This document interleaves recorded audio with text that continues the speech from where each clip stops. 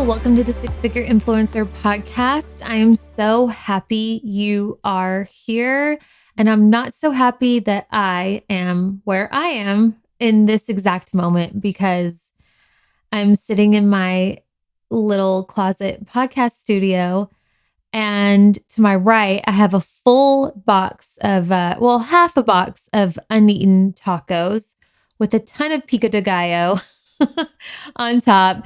And it smells like an armpit. So, yes, I feel bad for me, but we're going to be okay. Anyway, hi. Hope you're having a fantastic day. We're going to just, let's just dive into it. We don't need to beat around the bush. Let's just get to the good stuff. Today, we're going to talk about things that I humbly recommend we all consider to stop doing, or at least cut back on some of these things. Why? Because I truly believe it's killing your vibe. It's killing my vibe. It's just killing the vibe in general. What does that mean? We're going to get into it. So, as you saw from the title, number one is following people in your industry.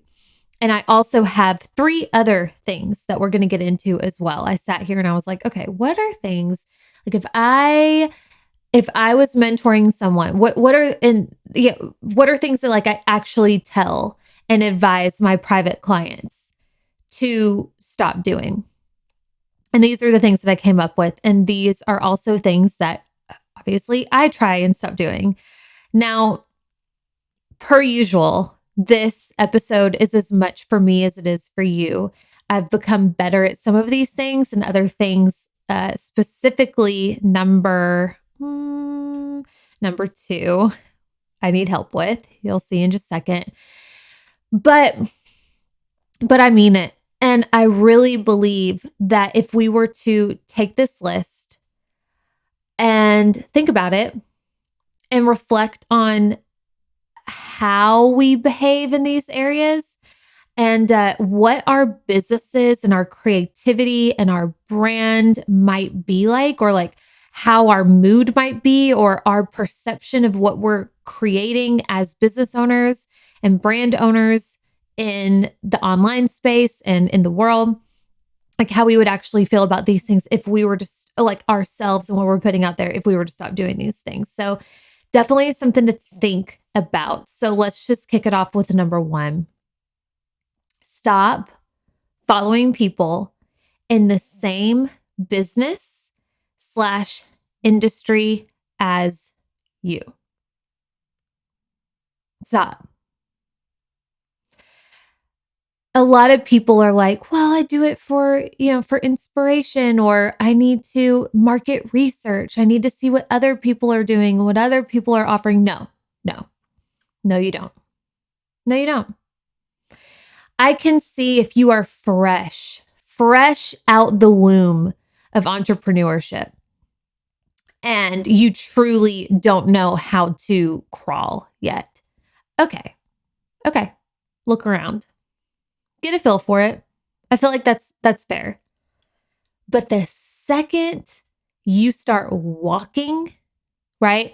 The second that you get your footing in this space and you kind of, you know the vibe, like you've figured out the vibe, like what you're going to be offering, and you get a feel for your price points. And, if you don't make your own offers, like you're getting a feel for your brand, you're graduated to that level, then it's time to graduate to that level, which includes putting your blinders on, basically. I get asked a lot if I follow competition, or like my favorite is when I'm on a call with somebody or having a conversation, they're like, well, so-and-so who, so-and-so who she also does business strategy. She's also like she teaches like very similar to what you do. Y'all have a very similar business. And I'm like, I don't know so-and-so. Don't know her. Haven't heard of her. And it's not to be rude. I've gone out of my way to not know. And then sometimes they look at me confused because I'm following the person. I'm like, oh, I muted her a long time ago.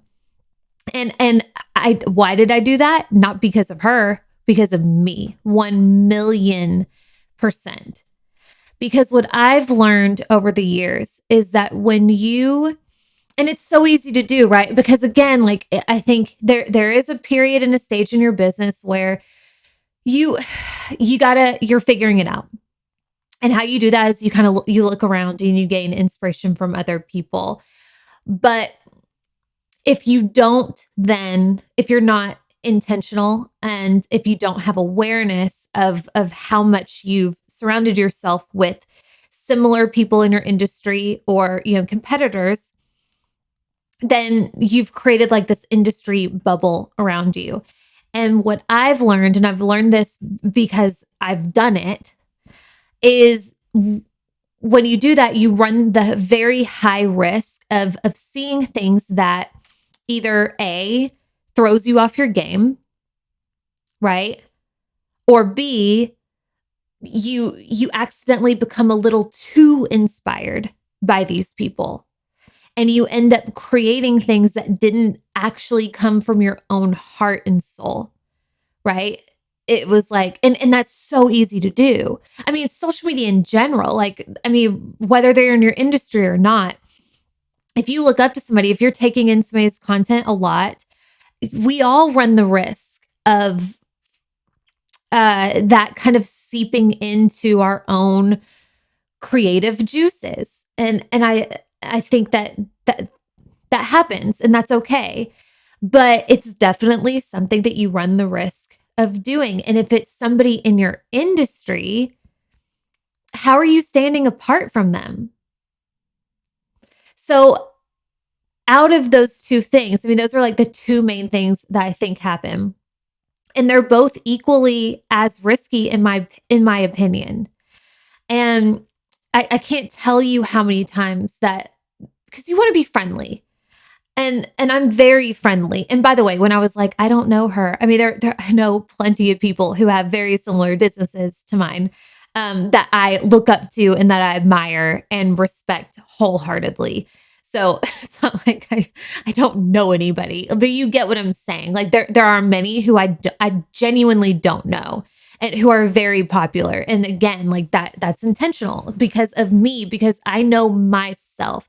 And I can't tell you how many times that I've created a post or I put something out there where I'm just like doing my best to figure it out and I'm wondering if this is true for everybody. I know this is true for me, and I'm wondering if everybody has a period in their business. It's like that weird gray, let's call it like the teenager phase of your business, where you've kind of hit puberty, you've seen like maybe a little success, but like you're not fully grown yet.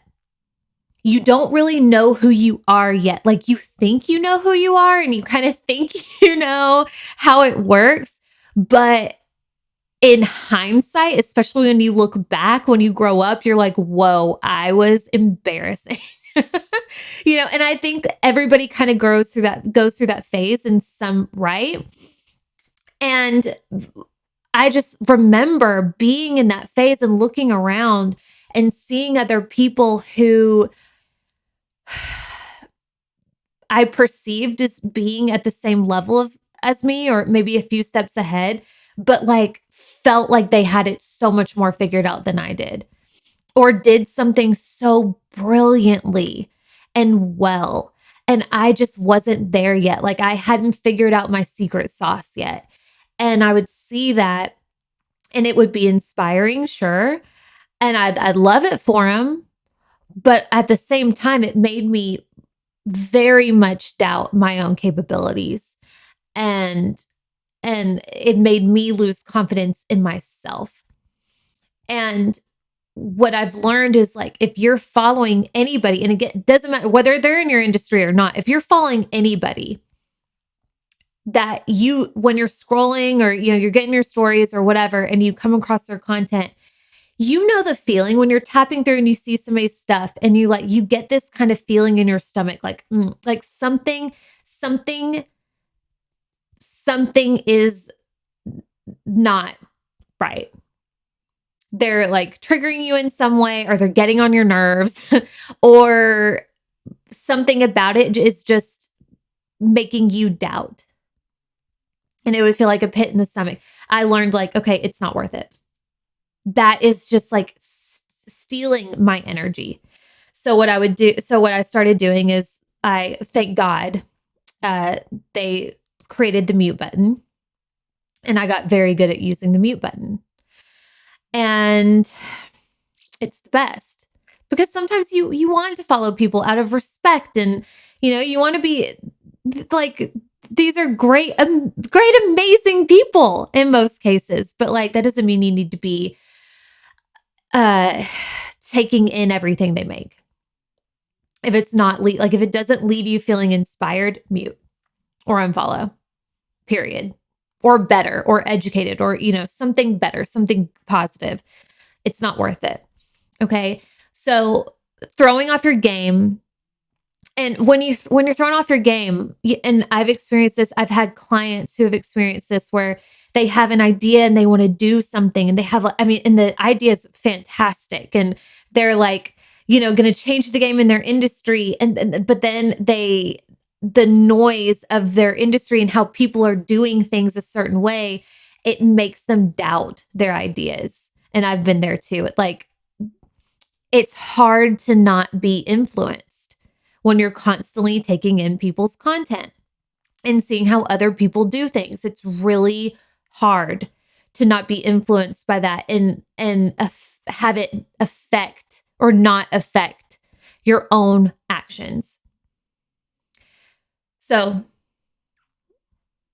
definitely something to think about. And then the second point of becoming a little too inspired by people. I made a post a few weeks ago where I was talking about I called it the pandemic of unoriginality. And I would say that that's a big reason why I recommend unfollowing people in your industry, because all of our algorithms are different, but I know my algorithm right now, like if you scroll reels, I'm sorry. Should I say it? I'm going to say it. I hate reels. Can't stand them. I got a DM the other day. Somebody genuinely, they were like, Allie, why don't you make reels anymore? I'm just curious. Do you mind if I ask that? And I was like, no, because I used to make them all the time. I loved them.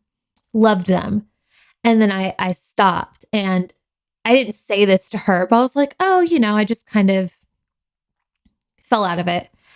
But I don't like them, because all you see is the same thing over and over and over again. And by the way, like if it's working for your business, do you. This is not me saying don't do reels, because reels work. Reels are fantastic.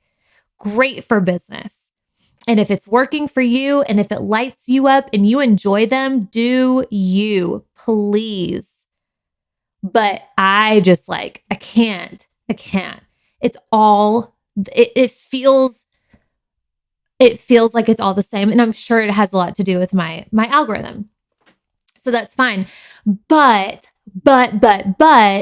this is another thing. You get in an industry bubble and everybody's doing the same trend. And instead of saying, hey, how could I do this differently? Or how about I use a different song that isn't a top 40 on the radio? Or how about, I put my own spin on it. People are like, oh, that's what everybody's doing. I'm going to do that too.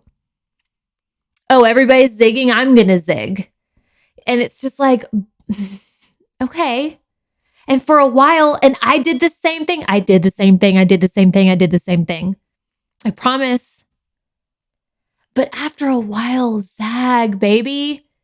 How can we zag? How can we try something different? How can we stand out? Let's just try. But it's really hard to do when you're constantly seeing the same type of things over and over and over and over again. So thus why I made number 1 of things to stop doing, to stop following people in your industry. Okay? It's killing your vibe. Many of you will, I hope, resonate with this. But I have a client right now who is in an industry that is not as, how do you say, accepted, mainstream. It's not business coaching. Okay. Like it's, I guess mainstream is probably the best way to say it. She's in an industry that's not as mainstream. It's a little more new. People are learning about it currently. Some people are like super into it. Some people think it's something else. And I'm not trying to like give too many details away. So I have this client who has been in this industry for quite some time. Before this, like this industry, I feel like has most recently become quite popular. And she has been in it for a while. And she's very smart, very well-versed, very educated in this industry. She has played multiple roles in it. She's worked with multiple businesses.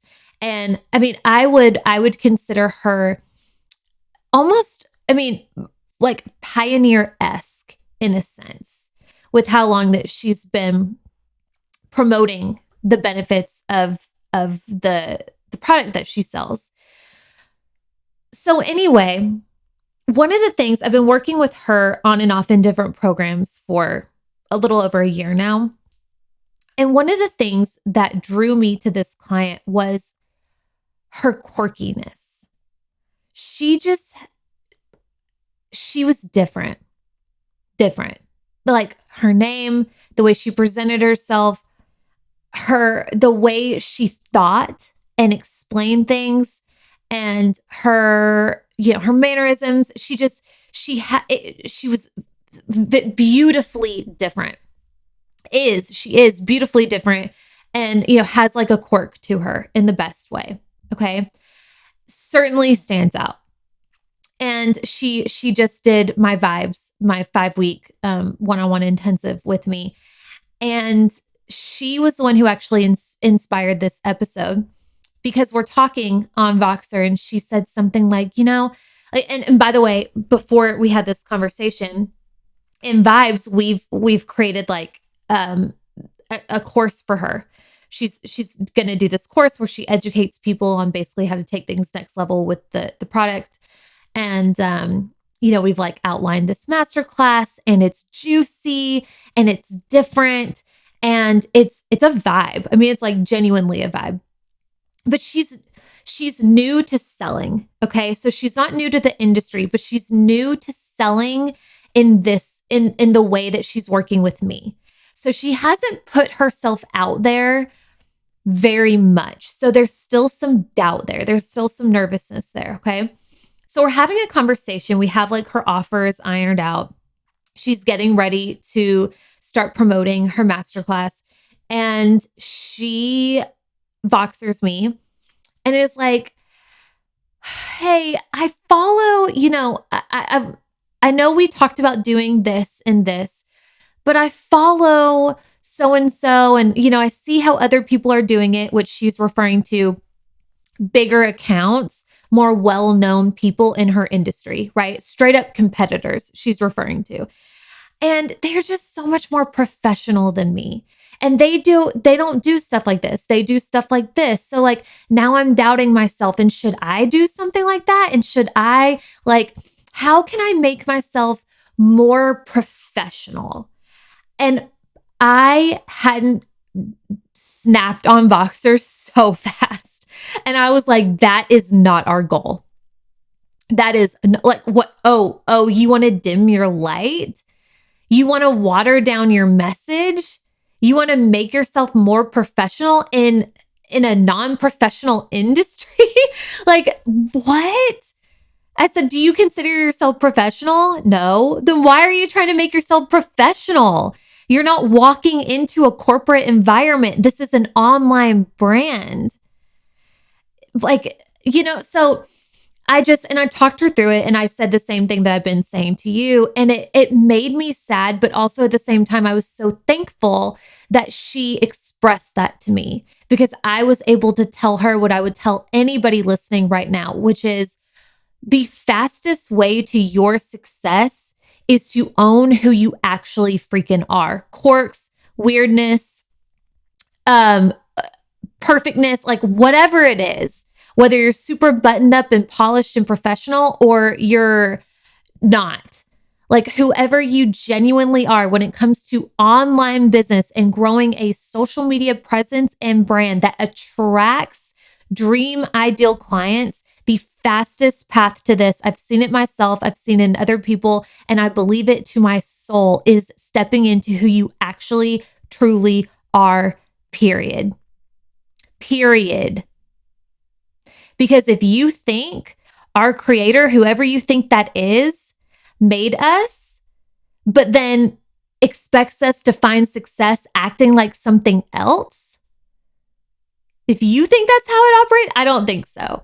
Right? Like, hey, I'm going to give you like this super killer personality that's kind of weird, or that's kind of abrasive, or that's like sexy or funny.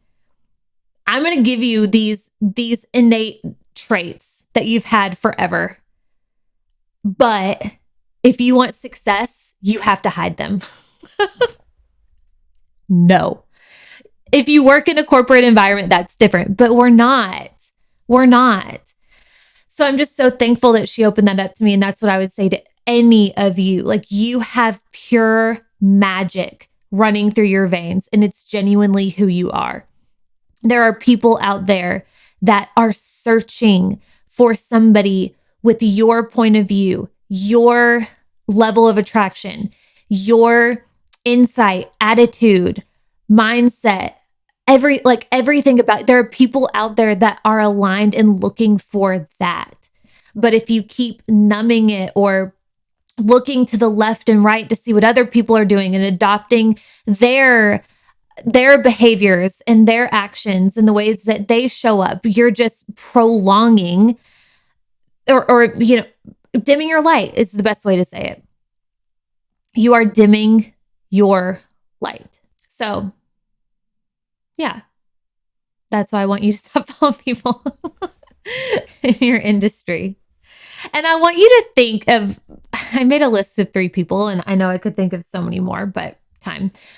But I was trying to think of like game changers in different industries, And I want you to think like, what if these people looked around to their competitors and was like, okay, what are they doing?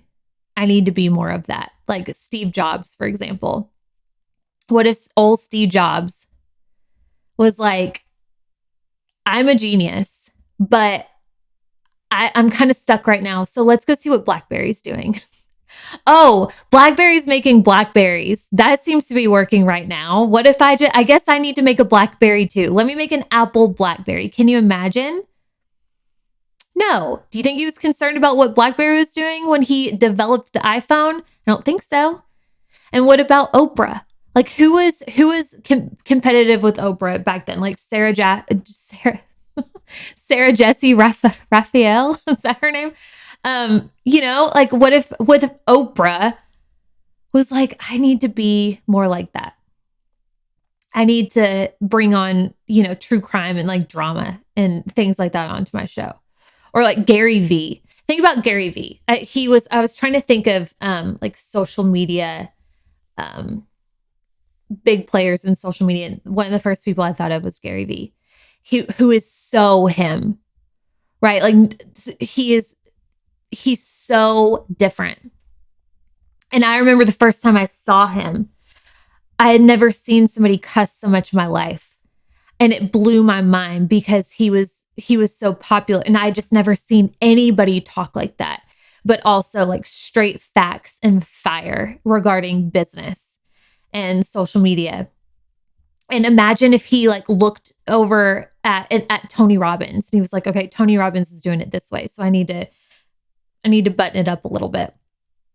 No, like all the people that we look up to and love that have changed, or at least respect for changing the game in their industry. They did it their way and owned it. And I don't know if you realize this or not, but you have the power to do the same in your own industry. You just have to go for it.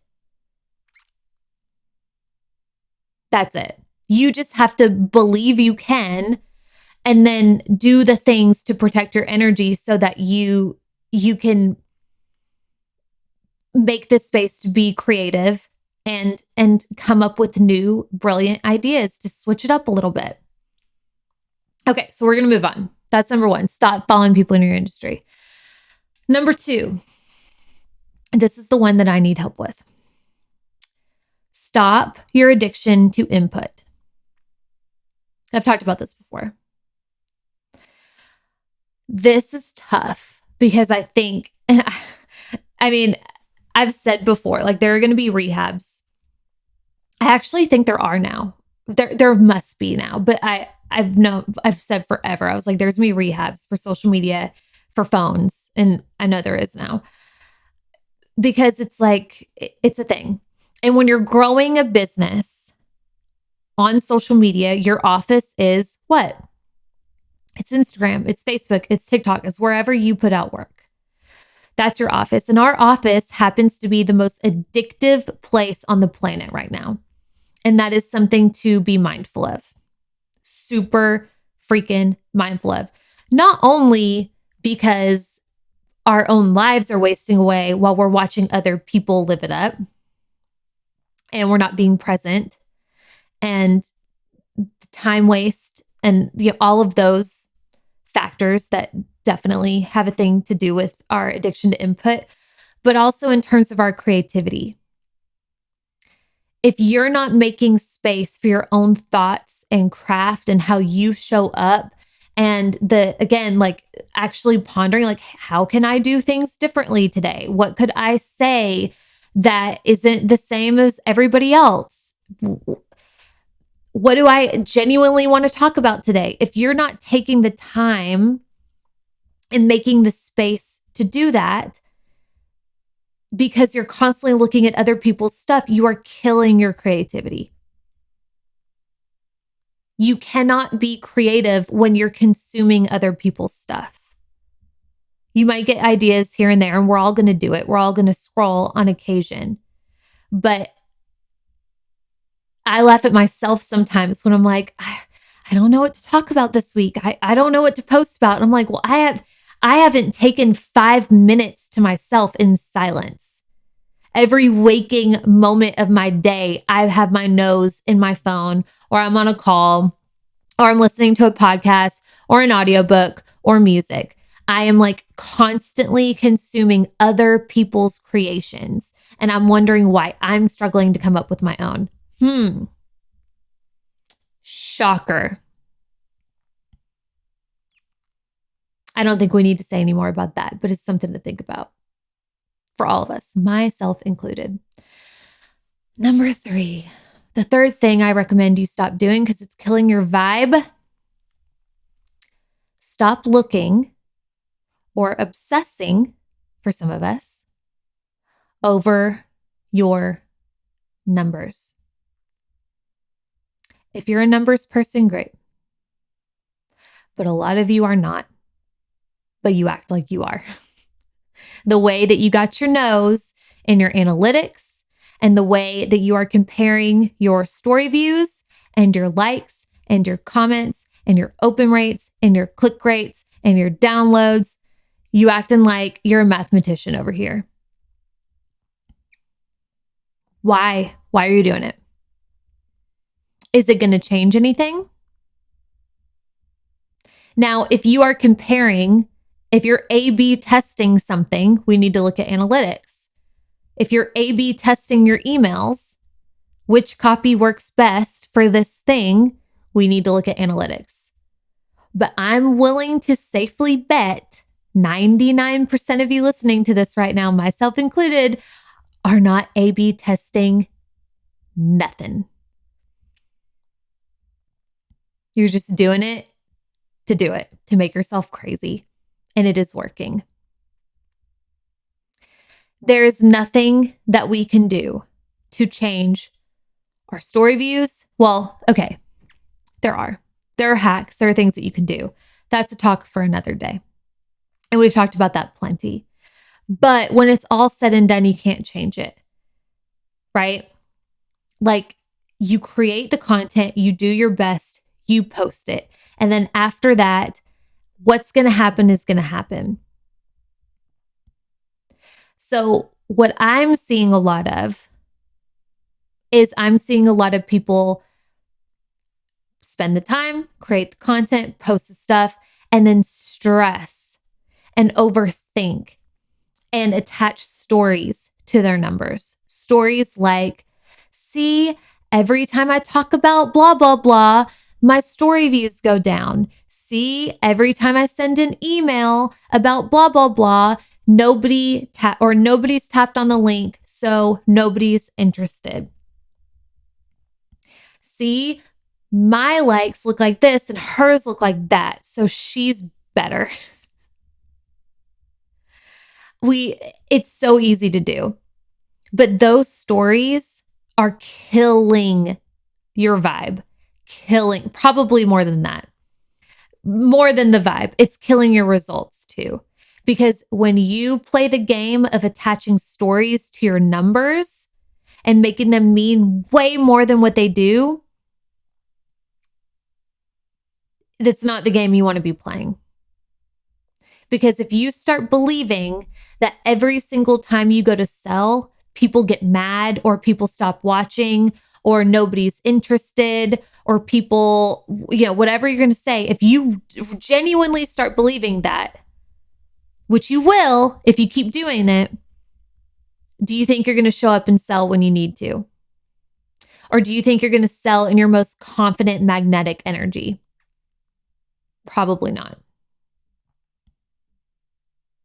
So it's like this weird self-fulfilling prophecy. Stop looking at your numbers. I don't look at my numbers. I never. Obviously, you pay it. You can see story views. That's a hard one to avoid. I don't get my Instagram analytics. If I can avoid email analytics, I do.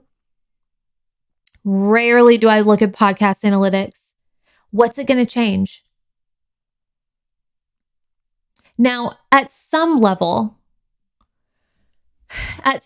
you want to have an awareness that, like, if things are not working, how do we improve?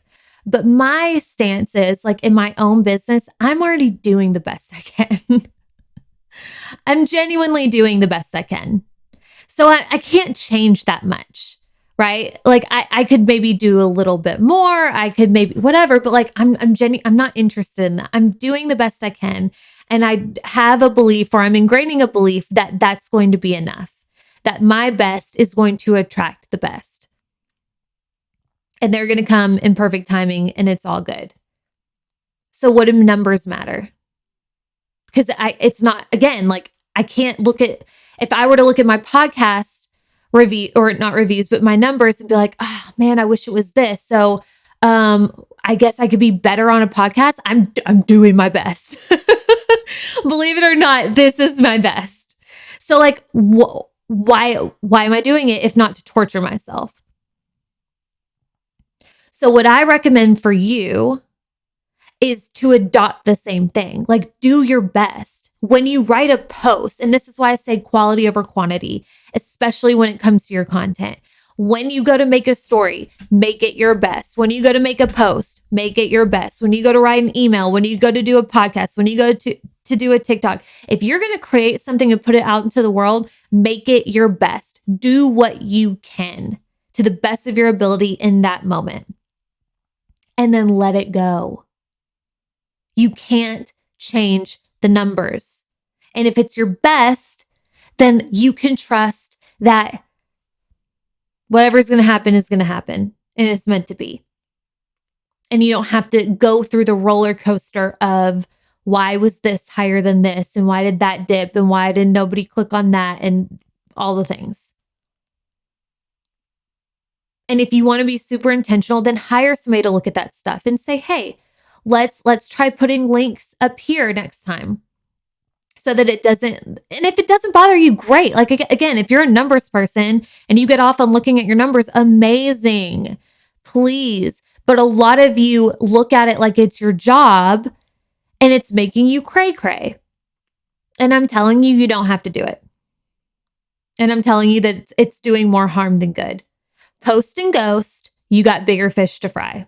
Move on to the next thing. Okay.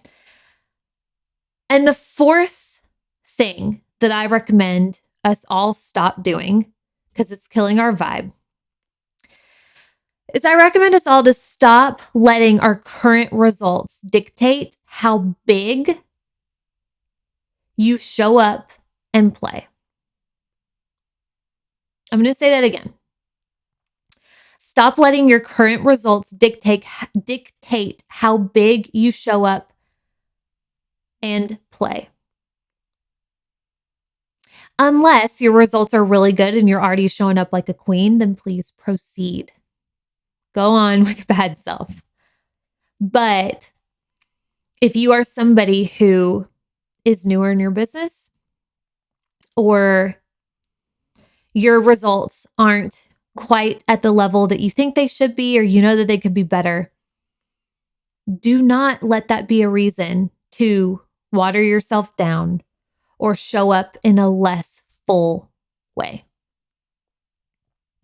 Here's what I mean.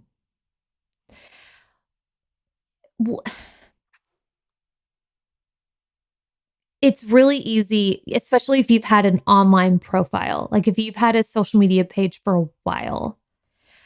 And you have like a lot of friends and family following you, and maybe you were in one business for a really long time and then you shifted to another business. Like I work with a lot of women who were in network marketing, or maybe they still are in network marketing, and then they wanted to shift to do their own thing. So they were like, they had this one identity for a really long time, and then they're pivoting. You know, they're adding on to their brand and to their identity and what they're bringing into the world. And they have a lot of followers that followed the old version of them.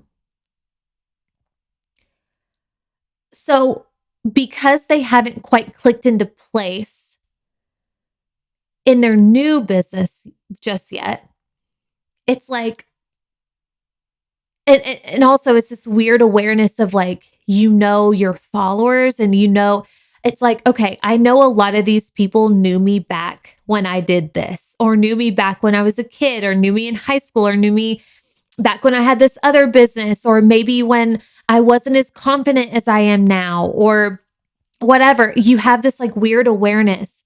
So if you know, even though you want to show up super confidently and you want to show up under like a new brand and vibe, or like maybe more of yourself, like in my case, I show up now more of myself than I ever have before. You want to, but it's like, oh gosh, are people going to think that's weird? I don't really have the results yet. And you kind of base how you're allowed to behave and show up based on like what other people are used to. Does that make sense? I think I hope you're following. But yeah, like we have these old followers. It's like, okay, they see me as this, so it feels weird to now show up like this. So like, if you have that awareness every time you get into your stories, or even if you're new, like let's say that's not the case. Let's say you're brand new to your platform and you haven't made a freaking dollar, right? Like you have nothing to show for your success, but at the same time, for whatever reason, you know, you're a badass. Like, you know, you're confident, you believe in your capabilities, you believe in what's coming. Even if you don't feel super confident, like you want to show up bigger. But like you have nothing to show for it. So a lot of people, they'll be like, well, I can't show up big right now. I can't show up confident. I have nothing to show for it. This is why I say number 4 is stop letting your current results dictate how big you show up. or your past results or your past audience. Because here's the truth. You might have old people who knew the old you. Okay, great. Or you're brand new to a business and nobody knows you yet. But at the same time, you have new people following you and finding you every single day, or at least every single week. You have people that do not know you from Adam coming across you, have never seen your face, have never heard your voice, don't know your name, don't really know what you do, or maybe they see like from your bio, so they're interested and they follow, but like they don't know you. They don't know how confident you are or how confident you aren't. They don't know that you have $5 in your bank account, or that you used to do this job and now you're doing this job, or that you used to be super shy on camera, but now you've kind of gotten used to it, or like you want to fake it till you make it, like I used to. They don't know. So guess what? Their first impression of you is how you're showing up today. So if you're showing up today trying to appease old followers following you, or showing up smaller because you don't have the results yet, their first impression of you is, she doesn't seem very confident. That was kind of boring. That was kind of vanilla. Okay. Well, I'll keep following, but I'll just skip through her stories next time. That's going to be their first impression of you. It's something like, when you really think about it, it's kind of crazy. Like you could seriously, like starting tomorrow, start showing up as your biggest, baddest, most bold, most unique, whatever, whoever you are, version of you tomorrow. And even if it doesn't feel fully authentic yet, even if you're shaking in your boots and you don't have the results, but you're showing up like a boss with $1 million in the bank, that people will, like new people to you, that will be their impression of you. And they'll be like, oh, okay. She clearly knows what she's talking about. So I want to give you permission to, and this isn't about like not being yourself. This is about being the highest, most full version of yourself now, right now. And not waiting to do that till you have a certain amount of money in the bank, or you have a certain rank, or a certain number of clients, or whatever. Because in my experience, if you wait to show up like a boss until you have results, those results aren't going to come, or it's going to take a really long time for them to come. Because high level results are attracted to high level behavior and vibe, not the opposite. So last week's podcast, I talked a lot about how most people behave, consciously or not, through this belief of like, I got to see it first, then I'll believe it. When I see it, I'll believe it. When I see the results, then I'll show up like a boss. When I feel confident, then I'll show up confidently. When I feel like a success, then I'll act successful. But you're showing up in a misalignment with what you want. So how can that come in? I shared on a post that when I titled this podcast, Six Figure Influencer, I don't think my business was profitable yet. Or if it was barely profitable. And I had the gall to name my podcast Six Figure Influencer. And if you think I didn't have the thought, oh crap, what if I don't make this work? And this is like a big joke. And like that could be really embarrassing. Of course I did.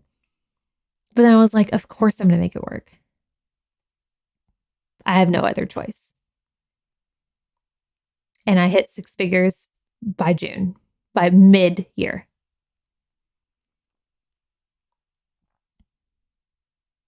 Believe it, then you'll see it. It is a big shift, a really big one.